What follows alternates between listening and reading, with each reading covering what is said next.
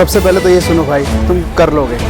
GT review करना बहुत ज़्यादा इंपॉर्टेंट है। नोट्स पे स्टिक रहें। कुछ डोंट स्विच योर मटेरियल। या दो तरीके के लोग होते हैं, एक होते हैं जो 6 साल का कोर्स है, 6 साल लगातार पढ़ रहे हैं। मैं बोलूँगा कि पहले तो रियलिस्टिक गोल्स बनाओ। जैसे स्मोकिंग, ड्रिंकिंग, ये आदत है तो प्लीज़ मत छोड़ना। जो भी आप थ्योरी पढ़ रहे हो उसके साथ क्वेश्चन सोल्व करने बहुत ज़रूरी है। 11 या 12 सब्जेक्ट हो गए, कुछ नया सब्जेक्ट उठा लेते हैं। नहीं, जीटी ज़रूर दे के जाना। आपको जीटीज देने टाइम टू टाइम। एक बार जो आपने आंसर मार्क कर दिया वही ध्यान देना, चेंज मत करना। Okay doctor, any tips for FMG exam? Tips के लिए मैं ये बोलूँगी कि जीटी ज़रूर दे के जाना, बिकॉज पेपर क्योंकि 2 फेजेस में होता है तो सिटिंग देने में दिक्कत होती है। तो एंड तक you have to maintain the same level of concentration and focus जैसे आप लोग फर्स्ट में मेंटेन करोगे, तो वो डिफिकल्ट होता है तो वो जीटीज दे के ही आएगा। Second, I would suggest if you are doing some kind of nicotine वो वाला रश, जैसे स्मोकिंग, ड्रिंकिंग, ये आदत है तो प्लीज़ मत छोड़ना, अभी पेपर के बाद छोड़ना ये सब, ठीक है। एंड टेस्ट तो जनरल टिप्स होती है। बाकी तो या स्लीप स्केड्यूल वगैरह मेंटेन करके चलना। अगर लेट सो रहे हो तो प्लीज़ जल्दी उठना शुरू कर दो। मेरा नाम श्रेय आलम है, मैं अभी इंटर्नशिप कर रहा हूँ यहाँ डीडीओ में और हमारा एक डिपार्टमेंट हो चुका है। मैं ये बोलना चाहता हूँ कि अभी जो लोग तैयारी करें एफएमजी की, अब ऑलमोस्ट 1 महीना बचा है, तो आपको कोई ऐसे नया पढ़ने की ज़रूरत नहीं है कि सोच रहे होंगे कि 11 या 12 सब्जेक्ट हो गए, कुछ नया सब्जेक्ट उठा लेते हैं। नहीं, अभी जितने सब्जेक्ट हो गए उसी को पढ़ना है। और जीटी अगर दे रहे हो गुड, बट ये है कि अगर आप अभी तक किसी ने जीटी नहीं दिया है तो वो पीवाईक्यू कर सकता है 5 साल के। मैं पीवाईक्यू करके गया था और मैं पास हुआ हूँ। मैंने जीटी 1 दिया था बस। Thank you. मेरा सजेशन रहेगा कि आप लोग कॉन्सेप्ट पे फोकस करें, क्योंकि कॉन्सेप्ट से ही मोस्टली क्वेश्चन वहाँ पे सॉल्व होंगे। और लास्ट 30 डेज़ बचे हैं अब, तो आप कोशिश करिए कि कुछ नए टॉपिक्स ना देखें, जस्ट पीवाईक्यूज रिवाइज करें जो और आपके नोट्स है वही, कुछ नए टॉपिक्स, कुछ नए नोट्स नहीं देखें, अपना सोर्स चेंज ना करें। और एग्ज़ाम डे वाले दिन बिल्कुल भी पैनिक नहीं करना, जितना आप काम रहोगे, क्योंकि वहाँ पे इजी क्वेश्चंस भी होंगे, जो आपको सही करना है वही आपको आपका पार स्कोर कर देंगे। तो मैं भाई आपको एक ही टिप दूंगा कि एक तो भाई एक प्रॉपर डिसिप्लिन मैनर में अपना शेड्यूल फॉलो करो। दूसरा, जो भी आप थ्योरी पढ़ रहे हो उसके साथ क्वेश्चन सोल्व करने बहुत ज़रूरी है। बिना क्वेश्चन सोल्व करे आपकी थ्योरी बिल्कुल अधूरी है, आपके कुछ दिमाग में नहीं जाएगा। तो पहले आप सबसे पहले ये देखो, क्वेश्चन सोल्व करो और उसके बाद जीटी देने बहुत ज़रूरी है। आप हर 10 दिन में या 15 दिन में जैसे भी आपका शेड्यूल बैठता है एक जीटी ज़रूर दो, और एटलीस्ट 8 to 10 जीटीज़ ज़रूर दे के जाओ एफएमजी के लिए। तो मैं ऐसा समझता हूँ कि आपका बहुत अच्छे नंबर से पास हो जाएगा। और जो जीटी की मिस्टेक है कोशिश करो उनको कहीं राइट डाउन कर लो और उनको आप दोबारा मत दोहराओ अगले जीटी में, अगर वो क्वेश्चन आता है तो होप फॉर द बेस्ट। तो आप सब पास हो गए। Okay, so to my fellow FMG interns, भाई देखो ज़्यादा टेंशन मत लो।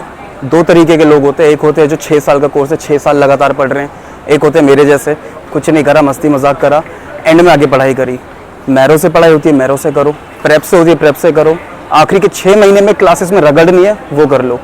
Either way just work for it, keep going. ये मत सोचना बिल्कुल भी हमने भाई 6 साल नहीं पढ़ा तो हमारा नहीं होगा।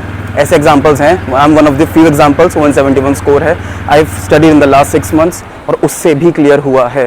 जस्ट हार्डवर्क है, टैलेंट है, स्किल्स हैं, वो चीज़ों पे फोकस करो। दिल छोटा मत करना कि हमने कुछ नहीं करा, अब हम कैसे करेंगे। Just keep working for it. All the best. मैं जो टिप्स देना चाह रहा हूँ उसमें बोलूँगा कि पहले तो रियलिस्टिक गोल्स बनाओ। ऐसा नहीं कि एकदम से स्टार्ट कर रहा है तो कोई 18 आवर्स का गोल बना कि मुझे 18 आवर्स पढ़ना है। That's not possible for any new student. तो ऐसा बनाओ कि नहीं मैं अभी 9 घंटे पढ़ूंगा, फिर 12 घंटे, धीरे धीरे इंक्रीज़ करो। और इस सब के बीच में ब्रेक्स लो। जब ब्रेक्स लो तो बाहर जाओ, 10 मिनट के लिए जाओ, बट जाओ। ऐसा नहीं कि एक ही रूम में पड़े रहो। और उसके बाद दूसरा पॉइंट ये रखूँगा कि जो MCQ अटैम्प्ट करते हो या मॉक टेस्ट देते हो उसमें जो गलत आंसर होता है उसका एक्सप्लेनेशन अच्छे से रीड करो, वो बहुत इंपॉर्टेंट होता है। ये सही आंसर मार्क करना ही नहीं होता, जो गलत ऑप्शंस होते हैं उसमें पता होना चाहिए कि ऑप्शंस कहाँ चेंज हो रहे हैं। और एक और लास्ट पॉइंट होगा कि जो सब्जेक्ट्स हैं, जो बड़े सब्जेक्ट्स होते हैं उसमें ज़्यादा टाइम मत वेस्ट करो। उसको है कि छोटे सब्जेक्ट को अच्छे से कर लो, उसके बाद एक बार जब टाइम बचे तब बड़े सब्जेक्ट करो। माय ओनली एडवाइस इज़ कि अगर आप कुछ रेफ़र कर रहे थे material, don't switch your material या कुछ नया नहीं पढ़ना इन दी एंड 15 to 20 days और इवन अ मंथ। कुछ नया स्टार्ट नहीं करना है। दूसरा, कि अपना थिंकिंग पॉजिटिव रखनी है. It helps a lot because आपका स्ट्रेस भी कम करता है एंड ऑल्सो आपको पैनिक होने से बचाता है. और थर्ड मोस्ट इम्पॉर्टेंटली आपको जीटी देना इम्पॉर्टेंट है, not for practising questions but for maintaining the sitting, क्योंकि 5 आवर का एग्ज़ाम देना is very difficult in one sitting. End में ऐसा हो जाता है कि you are not able to focus. So उस चीज़ के लिए आपको प्रैक्टिस करनी पड़ेगी जीटी देके, पर 15-20 दिन पहले उसके बाद नहीं देना जीटी. तो जितने भी अभी नए एफएमजी के एस्पिरेंट्स हैं मैं उनको सिर्फ यही कहूँगा, अपने नोट्स पे स्टिक रहें, कुछ नया कंटेंट ना पढ़ें. हर दिन कम से कम 100 से 200 क्वेश्चंस ज़रूर प्रैक्टिस करें. कोशिश करें कि ज़्यादा से ज़्यादा क्लिनिकल क्वेश्चंस की प्रैक्टिस करें. कोई भी नया कंटेंट या वीडियो में या कहीं से भी यूट्यूब वगैरह से कहीं से भी कुछ फॉलो ना करें. जो आप इतने टाइम से पढ़ते हुए आ रहे हैं आपको सिर्फ वही पढ़ना है, वही आपको एग्ज़ाम में पास कराएंगे. और उसके अलावा अपना मोरल डाउन नहीं करना है. जीटीज़ देने हैं लेकिन मैक्सिमम लास्ट के 30 डेज़ में 3 जीटी से ऊपर मत देना. और अगर जीटी के स्कोर्स कम आ रहे हैं तो उससे भी नहीं घबराना, क्योंकि रियल एग्ज़ाम में यही स्कोर कब आपको 150 क्रॉस कर देगा आपको भी पता नहीं चलेगा. जितना हो सके अच्छे से पढ़ाई करें और घबराए नहीं. All the best. Yes, there is one very great tip that GT review करना बहुत ज़्यादा इंपॉर्टेंट है. अभी यू गाइज हैव टाइम तो GT रिव्यू करो, लेकिन एग्जाम से 10 दिन पहले या 12 दिन पहले बिल्कुल GT मत देना, ना रिव्यू करना. एंड अपना स्लीप शेड्यूल बना के रखना, क्योंकि अगर नींद पूरी नहीं होगी तो पढ़ाई नहीं होगी. So I guess this is the tip I can give. किया था मैंने लास्ट 30 डेज में सिर्फ और सिर्फ रैपिड रिवीजन किया था. मैंने कोशिश की थी 2 बार करूं और मैंने दोनों बार रैपिड रिवीजन की सिर्फ रिवाइज किया था. और ऐसे सब्जेक्ट थे जो मैं छोड़ के गया था. और एक चीज़ मैंने ये की थी कि मैं किसी दूसरे टॉपिक पे शिफ्ट नहीं हुआ था, मतलब दूसरे स्टडी सोर्स पे शिफ्ट नहीं हुआ था. क्योंकि लास्ट के 1 महीने जो होता है बहुत क्रूशियल होते हैं. उसमें नए नए वो आएंगे स्टडी मटेरियल, तो लोगों का होता है, बच्चों का होता है कि ये अच्छा है इस पे चले जाता है. बस आपको एक पे स्टिक रहना है. और मैंने क्वेश्चन डिस्कशन की वीडियोस भी देखी थी, जिससे क्या हुआ था मेरा कि अगर मैंने कोई टॉपिक नहीं पढ़ा तो क्वेश्चन डिस्कशन में मेरा पूरा टॉपिक डिस्कस हो गया था. और एक चीज़ और कि लास्ट डे तक आपको अपने आप पे डाउट आएगा. मुझे भी आया था कि पेपर नहीं होगा, बट रिलैक्स होना है और अच्छे से काम माइंड से एग्जाम देना है. और लास्ट में मैं ये देना चाहूँगा, बस एक ही सोर्स पे स्टिक रहना और क्वेश्चन एग्जाम में एक बार जो आपने आंसर मार्क कर दिया वही रहने देना, चेंज मत करना. Tips about the FMG exam.